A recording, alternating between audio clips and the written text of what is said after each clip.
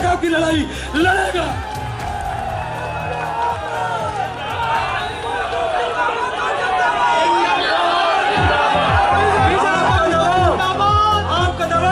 आपका दबाव ही आपकी जीत है। और मैंने प्रशासन को, डीसीपी साहब ने कहा हमें किससे मिलाना है, हमें क्लियर करो, हमें अरे गहरे नत्थु खाने से मिलने वाले नहीं है। अभी लोक प्राणी संस्था ने एक सुप्रीम कोर्ट में जनहित याचिका दाया। जनहित याचिका में लिखा कि 60-62 साल के कर्मचारियों को पेंशन नहीं दी जा रही है, तो एक दिन का एमपी एमएलए क्यों ले रहा है। आया था 3-4 महीने पहले, पढ़ा था।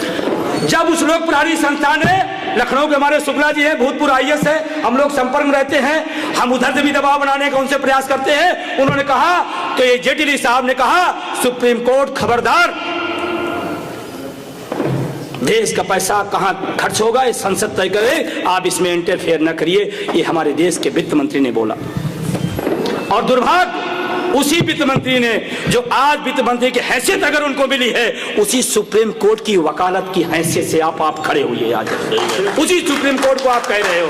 जब आपने कहा था माय लॉर्ड ये इसका नियम है, माय लॉर्ड ये केस है, माय लॉर्ड ये गलत है, उसी सुप्रीम कोर्ट को आप अपने स्वार्थ में कह रहे हो, खबरदार। तो मैं कहता हूं, देश का 48 लाख पेंशन बैंक कहता है, आप खबरदार हो जाओ। आप मुझे पेंशन नहीं दोगे तो सत्ता भी खींचने की ताकत हमारे में है, हमारे में है। नमस्कार। आज दिल्ली में संसद भवन के अंदर पुरानी पेंशन की बहाली और निजीकरण समाप्ति के लिए तमाम माननीय सांसदों से मुलाकात किया। उनके निर्वाचन के बाद उन्हें बधाई दिया और सत्ता पक्ष से निवेदन किया कि पुरानी पेंशन बहाल करें। और विपक्ष के साथियों से मैंने निवेदन किया, सांसदों से, माननीय सांसदों ने निवेदन किया कि वो मजबूती से 1 करोड़ जो एनपीएस कर्मचारी हैं, देश भर के शिक्षक कर्मचारी अधिकारी हैं, उनकी पुरानी पेंशन की बहाली को रास्ता निकालने के लिए मदद करें।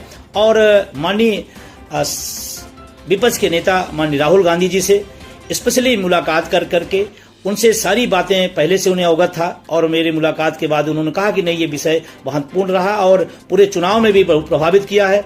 और मुझे बड़ी खुशी हो रही है बताते हुए कि जिन भी सांसदों से हमने अपनी बात रखी, हमारे रखने के तुरंत बाद उन लोगों ने कहा नहीं, ये मुद्दा बहुत गंभीर है, महत्वपूर्ण है और चुनावी जो अभी परिणाम आए हैं उसमें बहुत बड़ा रोल रहा। ये माननीय सांसदों, कई सांसदों ने बात कही है, मुझे सुनकर बड़ा अच्छा लगा। मुझे अटेवा, एनएमओपीएस और अपने सहयोगी संगठनों बहुत गर्व है कि पहले से माननीय सांसद इस पर तैयार हैं। और आने वाले समय में जब सदन आगे बढ़ेगा तो निश्चित रूप से विषय बहुत गंभीर होगा और बहुत मजबूती के साथ उठाया जाएगा। मैं तमाम उन माननीय सांसदों का धन्यवाद ज्ञापित करना चाहता हूं और उन सबको पुनः बधाई देना चाहता हूं कि इसी 18वीं लोकसभा की चौखट से पूरे देश के शिक्षकों कर्मचारियों के लिए पुरानी पेंशन की सौगात बाहर निकले, ऐसी मैं अपेक्षा करता हूं। अभी तमाम सांसदों से और आवासों पर उनसे मुलाकात करना है और लगातार जो भी अपडेट होगा मैं बताता रहूंगा। और मुझे खुशी इस बात के लिए है कि एनएमओपीएस ने जिस आंदोलन को आगे बढ़ाया था, आज वो नजदीक की तरफ बिल्कुल लच के पहुंच रहा है। पूरे देश में एनएमओपीएस का साथ दीजिए, हमारे सहयोगी संगठनों के साथ खड़े होइए। निश्चित रूप से आने वाले समय में 110% इस देश के लिए पुरानी पेंशन बहाल होगी। और आने वाले समय में मैं आपको बनाना चाहता हूं कि जब राष्ट्रीय कार्यकारिणी बैठक होगी, आगे जो प्रोग्राम तय किए जाएंगे, उससे देश के अंदर पूरा एक माहौल बनेगा और बहुत जल्द ही तमाम राज्यों के अंदर भी पुरानी पेंशन की बहाली होगी। आने वाले समय में जो चुनाव है जिन राज्यों में, वहां भी प्रयास किया जाए वोट फॉर ओपीएस अपनी तेजी बढ़ते।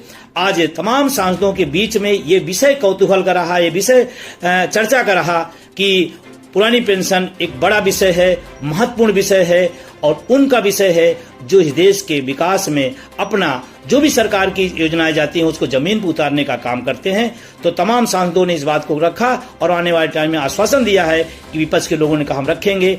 जो सत्ता पक्ष के लोग थे उनमें भी ये भाव दिखाई पड़ा कि नहीं, ये मुद्दा है, मैं व्यक्तिगत रूप से उसको स्वीकार करता हूं और 25 साल 30 साल कोई सेवा दे और बुढ़ापे में उसका कोई सहारा न हो। ये तमाम सत्ता पक्ष के लोगों ने व्यक्तिगत रूप से मुझे कहा, मुझे सुन के अच्छा लगा। कम से कम हमारी नई जो संसद है वो इस पर संवेदनशील होगी और आगे कुछ महत्वपूर्ण फैसले आएंगे, ऐसा मैं विश्वास करता हूं। आप सब जुड़े रहिए, हम लोग मिलकर के लड़ेंगे और जीतेंगे। जी हाँ, हम लोग मिल करके लड़ेंगे और जीतेंगे। अब देखना है 18वीं लोकसभा के माननीय सदस्य के दिल में पुरानी पेंशन कितना घर करती है। विजय कुमार बंधु की मुलाकात पुरानी पेंशन बहाली को लेकर कितना असरकारी रहेगी। मिलते हैं अगली कड़ी में, तब तक अपना और अपनों का ख्याल रखिए। नमस्कार, जय हिंद।